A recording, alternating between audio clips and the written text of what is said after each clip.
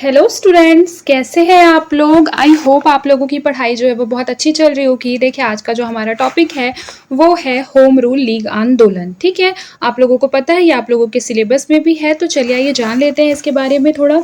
देखिए, लिखा है कि होम रूल का जो विचार है वो सबसे पहले किसके जो है वो जहन में आया था, तो एनी बेसेंट के। ठीक है, याद रखिएगा कि होम रूल का जो विचार है वो सबसे पहले एनी बेसेंट ने कांग्रेस अधिवेशन में रखा था। एनी बेसेंट जो है वो आयरलैंड के नेता मैथ्यू रेमंड से प्रभावित थी और इसी आधार पर भारत के लिए स्वशासन चाहती थी। 1915 में अमेरिका में लाला लाजपत राय ने भी इंडियन होम रूल लीग का गठन किया था। किसने किया था? लाला लाजपत राय ने। अमेरिका के बाद इस तरह की एक लीग जो है वो लंदन में भी बनाई गई थी। प्रथम विश्व युद्ध में भारतीय अंग्रेजों का साथ देकर अपने लिए स्वशासन की उम्मीद कर रहे थे। उस टाइम पे क्या था कि गांधी जी ने तिलक के साथ देशव्यापी भ्रमण करके अंग्रेजों के लिए सैनिकों की भर्ती की थी। मतलब बहुत सारे जगह पे वो क्या कर रहे थे, भ्रमण कर रहे थे, ट्रैवल कर रहे थे और उसके पश्चात वो क्या कर रहे थे, अंग्रेजों के लिए सैनिक भर्ती कर रहे थे। फिर उसके बाद देखिए, उनका कहना था कि युद्धकालीन बॉन्ड खरीदी, इसे स्वशासन का पट्टा समझो। अंग्रेज सरकार ने गांधी जी को कैसर ए हिंद की उपाधि से उस टाइम पे विभूषित किया था। याद रखिएगा, कौन सी उपाधि से? कैसर ए हिंद। तिलक का कहना था कि भारत उस बेटे की तरह है जो अब जवान हो गया है। समय का तकाजा है कि बाप बेटे को उसका वाजिब हक दे दे। मतलब कह सकते हैं कि उस टाइम पे भारत की जो स्थिति थी वो इस तरीके से थी जैसे एक जवान बेटे की होती है। बेटे के जवान होने पर आप लोगों ने देखा होगा कि अपने रिस्पॉन्सिबिलिटीज जो है वो पेरेंट्स किसको दे देते हैं? बेटे को दे देते हैं।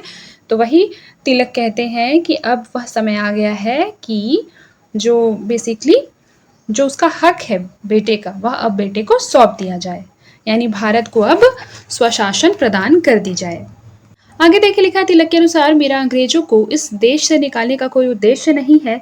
मैं सिर्फ इतना चाहता हूँ कि थोड़े से पढ़े लिखे लोग जो इस योग्य हो गए हैं कि उन्हें प्रशासन में ले लिया जाए, तो मैं कहूँगा कि उन्हें ले लिया जाना चाहिए। याद रखिएगा, मतलब तिलक का ऐसा मानना था उस टाइम पे कि ऐसा नहीं है कि मेरा जो मकसद है वो केवल अंग्रेजों को देश से निकालने का है, बल्कि यह है कि थोड़े से पढ़े लिखे लोग जो भारत में अभी हो गए हैं भारतीयों में, उनको भी अब प्रशासन में ले लिया जाए ताकि वे भी प्रशासन में क्या कर सके, अपना योगदान दे सके। उसके पश्चात देखिए, एनी बेसेंट ने 1915 के कांग्रेस बम्बई अधिवेशन में होम रूल का विचार रखा, किंतु वो स्वीकृत नहीं हुआ। एनी बेसेंट ने अपने newspaper new India and Commonwealth की सहायता से भारत के लिए स्वशासन की मांग प्रारंभ कर दी। याद रखिएगा कि एनी बेसेंट का न्यूज़पेपर का दो नाम था। फर्स्ट है न्यू इंडिया और दूसरा है कॉमनवेल्थ। ये बहुत बार आता है कि कॉमनवेल्थ न्यूज़पेपर के जो संपादक है वह कौन थी, तो याद रखिएगा कौन थी? Annie Besant. फिर उसके बाद देखिए, उन्होंने बम्बई के उद्योगपतियों को भी राजी कर लिया था। उन्हीं की सहायता से यंग इंडिया नाम का एक समाचार पत्र निकाला जिसमें भारतीयों के लिए स्वशासन की मांग शामिल थी। याद रखिएगा कि एनी बेसेंट ने यंग इंडिया नाम से भी एक समाचार पत्र निकाला था। तो इनके 3 पेपर हो गए। पहला हो गया न्यू इंडिया, फिर दूसरा हो गया कॉमनवेल्थ और तीसरा हो गया यंग इंडिया। फिर देखिए, इन सारी परिस्थितियों में कांग्रेस के अंदर एक ऐसा गुट भी निर्मित हो रहा था जो जेल से छूटकर आए तिलक को कांग्रेस में प्रवेश देने का पक्षधर था। देखिए, ये जो गुट है ये चाहता था कि कांग्रेस युद्ध में फंसे अंग्रेजों से अपने लिए होम रूल लीग की मांग करे। इसी समय तिलक ने अप्रैल 1916 में पूना में अपनी होम रूल लीग की स्थापना की थी। कहाँ की थी? पूना में। याद रखिएगा। आगे देखिए, लिखा है जोसेफ बैप्टिस्ट इसके अध्यक्ष थे, जबकि एनसी केलकर इसके सचिव थे। जीएस खापर्डे, बीएस मुंजे भी तिलक के सहयोगी थे। तिलक ने बंबई को छोड़कर महाराष्ट्र, मध्य प्रांत और बरार को अपनी गतिविधियों के लिए चुन लिया था। याद रखिएगा, तिलक ने किसे किसे चुना था? बंबई को छोड़कर महाराष्ट्र, मध्य प्रांत और बरार को। आगे देखिए, लिखा 1919 से 20 के दौरान गांधी जी के शांति रूप में उदित होने अथवा राष्ट्रीय नेतृत्व हथियाने की जो व्याख्या है, आप किस तरह से करना चाहेंगे? क्या यह अति कुशल उच्च स्तरीय चाल थी? ये एक इम्पॉर्टेंट क्वेश्चन है, इसको आप आंसर राइटिंग प्रैक्टिस के लिए यूज कर सकते हैं। आगे देखिए, आगे लिखा है कि एनी बेसेंट की लीग में अध्यक्ष वे स्वयं थे। याद रखिएगा कि एनी बेसेंट की जो लीग थी उसमें अध्यक्ष कौन थी? Annie Besant. फिर देखिए, जॉर्ज अरुंडेल इसके सचिव थे और स्वामी रामास्वामी अय्यर जो थे वो इसके क्या थे, सचिव थे। फिर उसके बाद देखिए लिखा है इसके 200 शाखाएं थी, इसमें से 232 जो थी महाराष्ट्र में सक्रिय थी और इन्होंने अड्यार को भी मुख्यालय बनाया था, जो कि कहाँ था, मद्रास में। फिर देखिए जहां थियोसॉफिकल सोसाइटी का समर्थन मिल रहा था, भारत के सभी नेता इन्हीं बेसेंट के लीग से जुड़ गए थे। इसमें मोतीलाल नेहरू, जवाहरलाल नेहरू, भूला भाई देसाई, मदन मोहन मालवीय, जिन्ना, लाला लाजपत राय, तेज बहादुर सप्रू और कुछ विदेशी सदस्य भी शामिल थे, जिनमें कि कौन कौन थे, George Bradley, George Bernard Shaw, Sidney Webb इत्यादि शामिल थे। फिर देखिए इन लोगों ने होम रूल को अंतर्राष्ट्रीय मुद्दा बना दिया था। लखनऊ में खलीफ उज जमा लीग के महत्वपूर्ण नेता थे, जो आगे चलकर मुस्लिम लीग से जुड़ गए थे। बेसेंट के लीग के एक सदस्य सुब्रमण्यम अय्यर ने अमेरिकी राष्ट्रपति वुडलो विल्सन को पत्र लिखकर भारत को स्वशासन दिलाने की मांग की थी।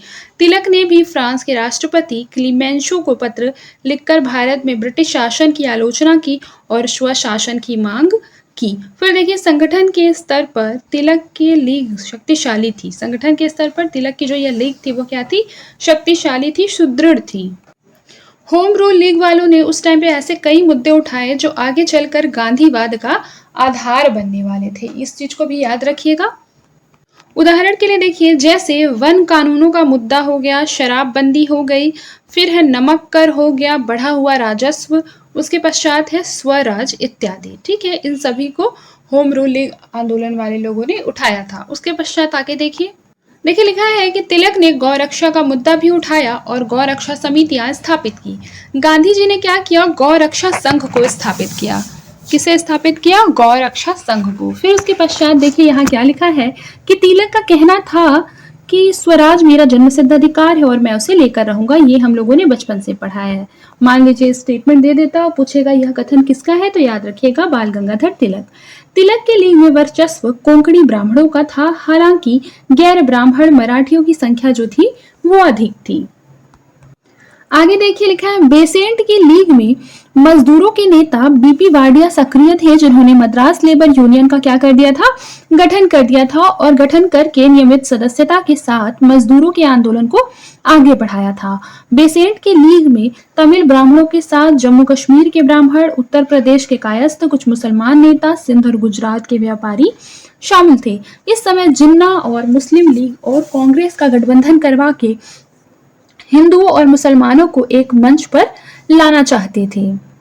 आगे देखिए 1916 में लखनऊ अधिवेशन के अंतर्गत ये समझौता संपन्न होना था। आप लोगों को पता होगा कि जो लखनऊ अधिवेशन है वो कब हुआ था, 1916 को। ठीक है, इस चीज को अच्छे से याद रखिएगा। फिर देखिए लिखा है कि लीग वालों ने अपनी पूरी शक्ति समझौते पर लगा दी कि लीग की ओर से मोहम्मद अली जिन्ना और कांग्रेस की ओर से अंबिका चरण मजूमदार आपसी सहमति से यह चीज तय किए कि अब से लीग और कांग्रेस दोनों की एक ही डिमांड होगी। ठीक है, याद रखिएगा कि एक तरफ कौन थे, मोहम्मद अली जिन्ना, दूसरी तरफ अंबिका चरण मजूमदार। आप लोगों को पता होना चाहिए कि सन 1916 में जो कांग्रेस का अधिवेशन हुआ था उसके अध्यक्ष कौन थे, अंबिका चरण मजूमदार। ठीक है, तो जिन्ना और मजूमदार ने मिलकर आपसी सहमति से यह तय कर लिया गया कि अब चाहे वो लीग हो यानी मुस्लिम लीग हो, चाहे वो कांग्रेस हो, दोनों की जो डिमांड होगी, मांग होगी, वह क्या होगी, एक ही होगी। एक ही स्थल पर दोनों के अधिवेशन भी होंगे। सीटों का बंटवारा भी कर लिया गया। लीग बंगाल में 40% सीटों पर सहमति हुई। फिर देखिए बदले में संयुक्त प्रांत और बंबई में कांग्रेस 30% सीट जो है वो मुसलमानों के लिए सहमत हुई थी, याद रखिएगा। अब देखिए मुसलमानों को दी गई सांप्रदायिक निर्वाचन प्रणाली को भी मान लिया गया था। फिर देखिए 1916 में लखनऊ समझौता पर ऐसा कहा जाता है कि बिना पढ़े लिखे हस्ताक्षर कर दिए गए। इस समझौते में लीग की ओर से मोहम्मद अली जिन्ना, कांग्रेस की ओर से अंबिका चरण मजूमदार शामिल हुए थे। इसका आशय स्पष्ट था कि लीग मुसलमानों की संस्था है, जिन्ना मुसलमानों के नेता है, कांग्रेस मुसलमानों का प्रतिनिधित्व नहीं करती, वह हिंदुओं की संस्था है। फिर देखिए मुसलमानों के लिए सांप्रदायिक निर्वाचन प्रणाली स्वीकार करना ऐसा था जैसे कि मुसलमान इस देश में तो है किंतु वह भारतीय होने से पहले मुस्लिम अधिक है।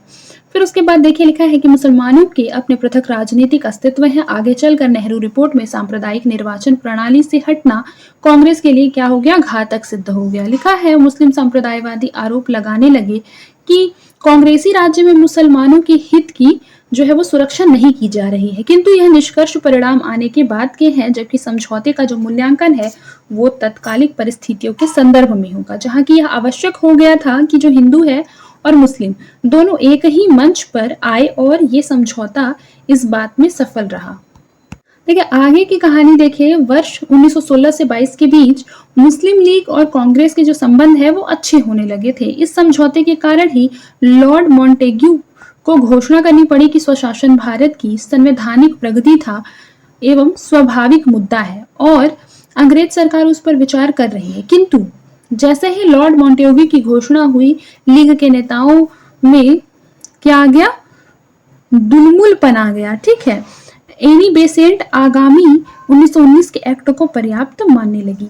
देखिए सबसे पहली बात कि उस टाइम पे जब मॉन्टेग्यू थे, लॉर्ड मॉन्टेग्यू, ठीक है, गवर्नर जनरल, तो उस टाइम पे क्या होने लगा कि उन्हें इस चीज के लिए मतलब भनक लग गई कि जो स्वशासन है वो कहीं ना कहीं भारत की संवैधानिक प्रगति का एक आधार हो सकता है। ठीक है, वह एक जो है स्वशासन कहीं ना कहीं स्वाभाविक मुद्दा है, क्योंकि इस दुनिया में प्रत्येक लोगों को क्या चाहिए, स्वशासन, अर्थात अपने अनुसार अपने द्वारा बनाए गए कानूनों के आधार पर जीने का एक कहीं ना कहीं शासन चाहिए। फिर उसके पश्चात देखिए कि क्या होता है कि वो लोगों ने ऐसा मान लिया, लेकिन फिर उसके बाद वो लोग जो अंग्रेज थे वो उस पर विचार तो किए, लेकिन क्या नहीं किए, उस पर अमल नहीं कर पाए।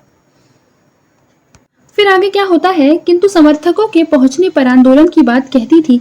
नेताओं के इस खामिये के कारण रवैये के कारण आंदोलन समाप्त हो गया था और खुद तिलक जो है वो वैलेंटाइन शिरोल पर मुकदमा चलाने लंदन चले गए, जिन्होंने तिलक को भारतीय अशांति का जन्मदाती कहा है। ये क्वेश्चन कई बार पीएससी में पूछा गया है कि भारतीय अशांति का जन्मदाता किसे कहा जाता है, तो याद रखिएगा बाल गंगाधर तिलक को कहा जाता है। और किसने ये चीज बोला था, तो इसने बोला था वैलेंटाइन शिरोल ने, याद रखिएगा। कई बार ऐसे होता है, मतलब कि पहले ऐसा होता था कि बहुत से जो समर्थक होते थे आंदोलन के, वो लोग आंदोलन पूरे पुरजोर से करते थे, ठीक है, लेकिन बाद में क्या होता था कि बहुत से ऐसे नेता उसमें शामिल हो जाते थे जिनका रवैया क्या होता था, समर्थकों से विपरीत होता था, जिस वजह से क्या हो जाता था, आंदोलन समाप्त हो जाता था। यही कहीं ना कहीं क्या हो जाता था, लुंज पुंज कर देता था उस टाइम स्वशासन के मुद्दे को। आई होप कि आप लोग समझ रहे होंगे। ठीक है, अब आगे बढ़ते हैं। फिर आगे देखिए होम रूल के प्रभाव। तो पहला क्या हो जाएगा, स्वशासन जो है वो राष्ट्रीय अंतर्राष्ट्रीय मुद्दा बन गया। विद्यार्थी महिलाएं बड़े पैमाने पर आंदोलन में शामिल हुए। फिर है हिंदू मुस्लिम एकता पर बल दिया गया। जवाहरलाल नेहरू के शब्दों में, वायुमंडल में बिजली सी दौड़ गई, हम बड़ी बड़ी बातों होने की उम्मीद करने लगे। खुद एनी बेसेंट ने कहा था कि मैं एक बैताली कार्य कर रही हूँ, सोए भारत को जगा रही हूँ। याद रखिएगा, ये एनी बेसेंट का कथन है। मान लीजिए कि पीएससी में क्या आ सकता है, स्टेटमेंट बेस्ड ये वाला क्वेश्चन आ सकता है कि मान लीजिए ये वाला स्टेटमेंट लिखा होगा और पूछेगा कि उपर्युक्त स्टेटमेंट जो है वो किसका है, तो याद रखिएगा एनी बेसेंट का है। आगे देखिए लिखा, होम रूल कार्यकर्ताओं के नाम पते लिखे गए। गांधी जी ने असहयोग में इन्हीं का इस्तेमाल किया। स्थानीय कमेटियों का क्या होने लगा, महत्व बढ़ने लगा। फिर देखिए दक्षिण भारत में ब्राह्मण और गैर ब्राह्मण सामाजिक आंदोलन ने नैतिक आयाम को ग्रहण कर लिया था, याद रखिएगा। फिर उसके बाद देखिए छुआछूत के विरुद्ध भी उस टाइम पे कार्य किया गया था। तिलक का क्या कहना था उस टाइम पे कि यदि भगवान भी छुआछूत मानेगा तो मैं उन्हें भगवान नहीं मानूंगा, ऐसा बोला था बाल गंगाधर तिलक ने। ठीक है, ये स्टेटमेंट भी याद कर लीजिएगा कि यदि है, ठीक है, यदि भगवान भी छुआछूत माने तो मैं उन्हें भगवान नहीं मानूंगा। आगे देखिए क्या लिखा है, यद्यपि राजनैतिक रूप से गोखले गांधी जी से राजनैतिक मार्गदर्शक माने जाते हैं, किंतु वैचारिक आधार पर यह स्थान तिलक को प्राप्त है। व्याख्या करना है, ये बेसिकली एक इंपॉर्टेंट क्वेश्चन है, आप इसको एक बार लिख कर देखिएगा। देखिए अगले क्लास में हम लोग क्या पढ़ेंगे, गांधी जी। ठीक है, गांधी जी के बारे में हम लोग क्या पढ़ेंगे कि इनको प्रेरणा कैसे मिली इतने सारे आंदोलन चलाने की। ठीक है, इन्होंने कौन कौन से बुक पढ़े, कौन कौन से बुक लिखे। फिर उसके पश्चात असहयोग आंदोलन किस प्रकार से हुआ था, सविनय अवज्ञा आंदोलन में इनका क्या योगदान था, भारत छोड़ो में क्या योगदान था। ठीक है, ये सारी चीजें हम लोग एक एक करके कंप्लीट करेंगे अगले क्लास में। आई होप कि आप लोगों को आज का क्लास जो है वो समझ में आया होगा। आप लोग मेरे चैनल को ज़्यादा से ज़्यादा शेयर करें ताकि मुझे मोटिवेशन मिलते रहे नए-नए क्लास लाने का। तो आज के लिए बस इतना ही, मिलते हैं नेक्स्ट क्लास में। तब तक के लिए अपना ख़्याल रखें और मन लगाकर पढ़ाई करते रहें।